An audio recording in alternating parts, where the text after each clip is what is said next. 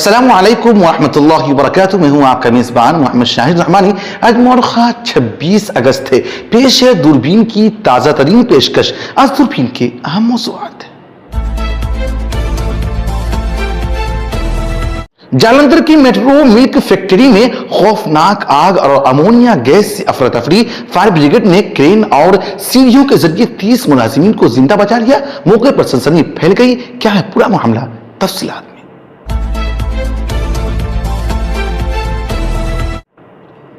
Chief justice be R Gavai نے bulldozer policy پر کھڑی کھڑی سنا دی. حکومتوں کو کھڑا پیغام دیا کہ جائیدادوں کے انہدام پر سیدھے کارروائی نہیں چلے گی. کیا ہے پورا معاملہ؟ تفصیلات میں.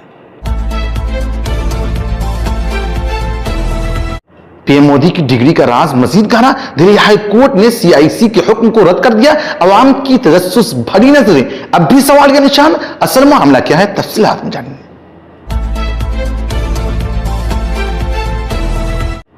دہلی میں ایس ایس سی طلبہ پر پولیس کی لاٹھی چارج. راہل اور پرینکا گاندھی برہم. کہا یہ ظالم حکومت ہے, مقابلہ ڈٹ کر کرنا ہوگا. آئیے تفصیلات میں جانتے ہیں. کانگریس پارٹی کے رہنما جے رام رمیش کا براہ راست وار پوچھا. دھنکر 1 مہینے سے غائب کیوں؟ شاہ نے معاملہ اور پیچیدہ کر دیا. G2 کی سیاست پر سوالیہ نشان.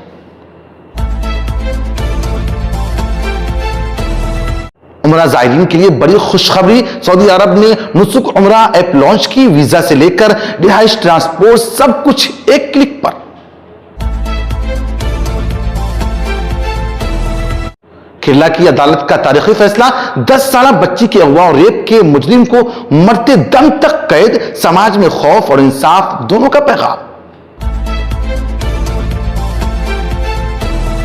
دسہرہ پر شاندار چھٹیاں. تلنگانہ میں پورے 13 دن اسکول بند. دوسری ریاستوں میں بھی زبردست ہالیڈے پلان تیار.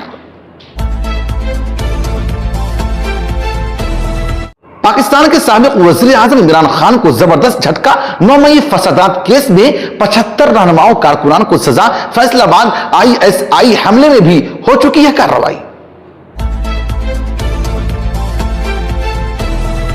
نتنیاہو کا بڑا بیان. کہا اگر حزب اللہ غیر مسلح ہو جائے تو اسرائیل لبنان سے فوجی واپس بلا لے گا. خطے کی سیاست میں ہلچل.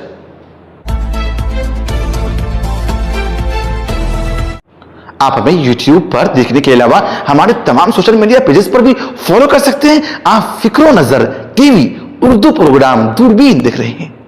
پنجاب کے جالندھر ضلع میں پیر کی روز لیدر کمپلیکس واقع میٹرو ملک فیکٹری میں اچانک شدید آتش زدگی اور اس کے ساتھ ہی امونیا گیس لیک ہونے سے زبردست افراتفری مچ گئی. آگ لگنے کے وقت تقریباً 30 ملازمین فیکٹری کے اندر موجود تھے. فائر بریگیڈ کی ٹیم فوری طور پر موقع پر پہنچی اور کرین اور سیڑھیوں کے ذریعے اوپر کی منزل پر پھنسے سبھی ملازمین کو بحفاظت نکال باہر کیا. کچھ ملازمین تک پہنچنے کے لیے فیکٹری کی دیوار کا ایک حصہ بھی توڑنا پڑا. خوش آئند بات یہ ہے کہ کسی جانی مالی نقصان کی خبر نہیں ہے.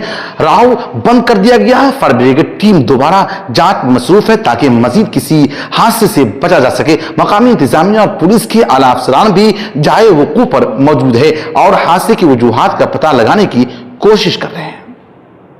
Chief justice of India B R Gavai نے حکومتوں کی بلڈوزر پالیسی پر کھل کر اپنے رائے کا اظہار کیا.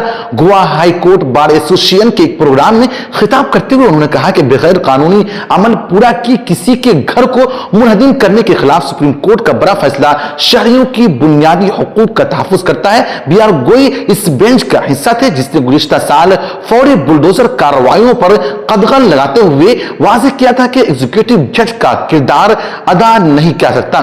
چیف جسٹس نے اس موقع پر ریزرو طبقے میں کرمنل لیڈر سے متعلق ایک تاریخی فیصلے پر بھی روشنی ڈالی اور کہا کہ عدالتی فیصلہ عوامی خواہشات یا دباؤ کے تحت نہیں بلکہ قانون اور زمین کی روشنی میں دیے جانے چاہیے.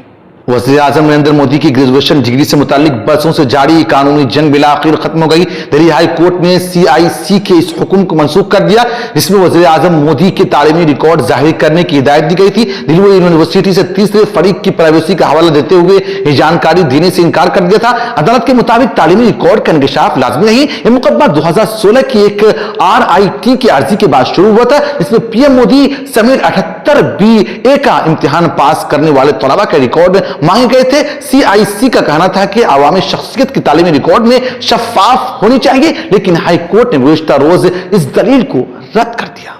दिल्ली के रामलीला मैदान में SCC उम्मीदवारों और टीचरों के पुरअमन मुजाहरे पर पुलिस लाठी चार्ज करके वाकई ने हलचल मचा दी। कांग्रेस रहनुमा राहुल गांधी और प्रियंका गांधी ने इस कार्रवाई की सख्त मजम्मत करते हुए इसे गैर इंसानी और शर्मनाक करार दिया। राहुल गांधी ने कहा है कि नौजवान रोजगार और इंसाफ मांग रहे थे, लेकिन मोदी हुकूमत ने उन्हें लाठियां दी। उन्होंने इल्जाम लगाया कि यह हुकूमत वोट चुरा कर इख्तियार में आए हैं और नौजवानों के मुस्तकबिल को बर्बाद कर रही है। प्रियंका गांधी ने भी कहा कि हर इम्तिहान में धांधली और पेपर लीक ने नौजवानों को मायूस कर दिया और अब एहतजाज करने वाले उन पर मुजालिम ढा रहे हैं। वाज़ेह है कि इतवार को तकरीबन 15,000 तलबा रामलीला मैदान में जमा हुए थे और पुलिस ने रात के वक्त मुजाहिरीन को हटाने की कोशिश की और धूमधाम लाठी चार्ज की। साबिक नायब सदर जगदीप धनखड़ के इस्तीफे पर वज़ीर दाखिला अमित शाह और कांग्रेस के जयराम रमेश आमने सामने आ गए। अमित शाह ने कहा कि इस्तीफा पर अपोजिशन को हंगामा नहीं करना चाहिए, जबकि जयराम रमेश ने इसे एक गैर मामूली और पुरस्कार वाकया करार दिया। उन्होंने कहा कि धनखड़ किसानों के मफाद और दिलिया की आवाज के लिए बेखौफ बोलते रहे, लेकिन अब वो एक माह से ज्यादा वक्त से राब्ते में नहीं है। उन्होंने मोदी और शाह पर तंज करते हुए कहा कि यह पूरा मामला G2 के काम करने के तरीके को जाहिर करता है। अमित शाह ने आवाम से अपील की है कि धनखड़ के इस्तीफा को उनकी सेहत के वजूहात के तहत कबूल किया जाए और उस पर मजीद सियासत न की जाए। धनखड़ साहब के साथ क्या हुआ था? उन्होंने आपने प्रेशर डाला था उन पर, फिर विपक्ष और सभी पूछ रहे, मीडिया भी पूछ रही है कि वो है कहाँ, हाउस अरेस्ट पे है। ये भी बात निकल रही है कि शायद कू कर रहे थे। धनखड़ साहब के साथ क्या हुआ था? उन्होंने आपने प्रेशर डाला था उन पर रिजिग्नेशन के लिए? मुझे लगता है ANI ने रिसर्च विंग बंद कर दिया है। धनखड़ साहब का इस्तीफे का पत्र स्वयं स्पष्ट है। इन्होंने अपने आरोग्य का हवाला देते हुए इस्तीफा दिया है, स्वास्थ्य का हवाला देते हुए, और उन्होंने सरकार के मंत्री, प्रधानमंत्री और सभी सदस्यों का हृदय से उनके अच्छे कार्यकाल के लिए धन्यवाद किया है। फिर विपक्ष और सभी पूछ रहे, मीडिया भी पूछ रही है कि वो है कहाँ, हाउस अरेस्ट पे है कि ऐसा क्या है कि सच और झूठ की व्याख्या आपने शायद विपक्ष क्या कहता है इसको बना ली। पर काफी सारे बैकग्राउंड इंफॉर्मेशन तो बाहर निकल रहा था ना कि वो कुछ ट्राई कर रहे थे। ये भी बात निकल रही है कि शायद कू कर रहे थे। कौन? धनखड़ जी? नहीं, ऐसी कोई बात नहीं है जी।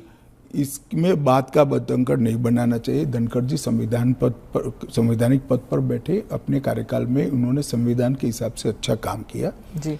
इनकी निजी स्वास्थ्य की समस्या के कारण इन्होंने इस्तीफा दिया है। हाँ। इसको ज्यादा खींचकर कुछ ढूंढने का प्रयास नहीं करना चाहिए। देखिए, देश में बहुत सारी पॉजिटिव स्टोरीज हैं। हमेशा इस तरह की स्टोरी के पीछे नहीं लगना। दुनिया भर के मुसलमानों के लिए सऊदी हुकूमत ने एक नई डिजिटल सहूलत मुतारफ कराई है। वज़ारत उम्रा ने नुसुक उम्रा के नाम से एक ऑनलाइन प्लेटफॉर्म लॉन्च किया, जिसके जरिए बैन अक़वामी ज़ायरीन बराह रास्त उम्रा वीजा के लिए दरखास्त दे सकेंगे और रिहाइश, ट्रांसपोर्ट और दीगर सहूलियात बुक कर सकेंगे। ये प्लेटफॉर्म कसीर लिसानी होगा और मुख्तलिफ पेमेंट ऑप्शन भी फराहम करेगा। हुक्काम का कहना है कि इसका मकसद मंजूर शुदा एजेंडों की जगह लेना नहीं, बल्कि ज़ायरीन को ज्यादा सहूलत और इंतखाब देना है। कदम सऊदी हुकूमत के विजन 2030 का हिस्सा है, जिसके तहत हज उम्रा के इंतजामात को जदीद और सहल बनाया जा रहा है। इसका लिंक आपको डिस्क्रिप्शन में मौजूद है। आप वहां से वेबसाइट खोल सकते हैं और उम्रा के लिए फॉर्म भर सकते हैं। केरला के पडनकर इलाके में एक लर्जा खेज वाक़े पर अदालत ने सख्त फैसला सुनाया। 10 साल बच्ची के अगवा और असमत दरी के मुजरिम को पैक्सो एक्ट के दोहरी उम्र कैद की सजा सुनाई है, जिसका मतलब है कि वो मरते दम तक जेल में ही रहेंगे। उसके साथ मुलजिम की बहन को भी सजा दी गई है, जिसने बच्ची के जेवरात बेचने में मदद दी थी। ये वाकया 15 मई 2024 को पेश आया था, जब मुलजिम ने रात के वक्त बच्ची को घर से उठाकर खेत में ले जाकर ज्यादती की और उसके जेवरात लूट लिए। पुलिस ने तेज रफ्तार तफ्तीश के बाद चार्जशीट दाखिल की और 67 गवाहों के बयानात रिकॉर्ड किए। अदालत ने मुलजिम को संगीन दफात के तहत कसूरवार करार देते हुए सजा सख्त सुनाई है।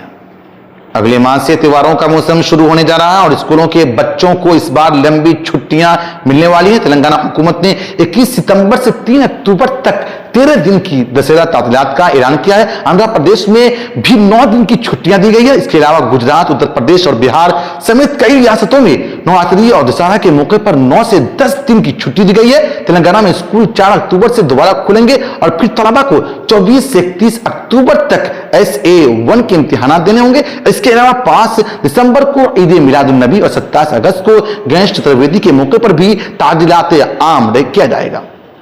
पाकिस्तान के इंसदाद दहशतगर्दी अदालत ने साबिक वज़ीर आज़म इमरान खान की जमात तहरीक इंसाफ के 75 रहनुमाओं और कारकुनानों को 9 मई 2023 के फसादात में मुजरिम करार देते हुए 30 से 10 साल तक की सजाएं सुनाई है। उन पर इल्जाम है कि उन्होंने फैसलाबाद में मुस्लिम लीग के रहनुमा राना सनाउल्लाह के घर पर हमला किया था। सजा पाने वालों में साबिक वज़रा और अहम रहनुमा भी शामिल है। इससे पहले ISI के इमारत पर हमला के इल्जाम में भी उन्हें 10 साल कैद की सजा सुनाई गई थी। ताहम ये सजाएं साथ साथ चलेंगी। PTI ने इस फैसले को मुस्तरद करते हुए कहा कि ये झूठे मुकदमात और जाली गवाहों की बुनियाद पर मबनी है।